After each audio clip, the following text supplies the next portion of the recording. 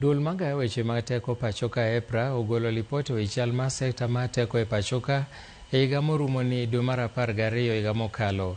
E romo margi kod jofwambo e boma ma Nairobi, duol nolero matut nonro e kaka teko mar stima, modhi, gas kod kit teko ma itiyo godo nyadinwoya kata renewable energy osebedo kitiyo godo oganda e pachoka.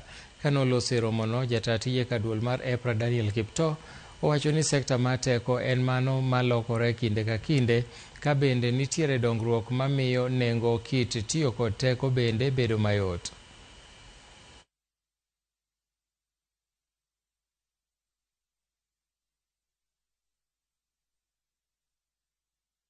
Experienced a very positive growth of 6.13% in power generation as compared to the first half of the previous financial year. This increase is mainly due to higher demand for electricity as more homes, businesses and industries are connected to the grid, as well as a natural growth in energy consumption. Cost reflective tariff. Tariff magwa waga gimlo ni subsidy. Ogit kem kamani serikali jolo jo piny mondo tariff obe piny. Kuro ban kaka EPRA wagolo tariff makelo stima ne jo piny e yo ma ler e yo maksenyo mokata mana gik matimo geri gimo wagolo statistics makawuono mondo gijo piny ler mag weche geri.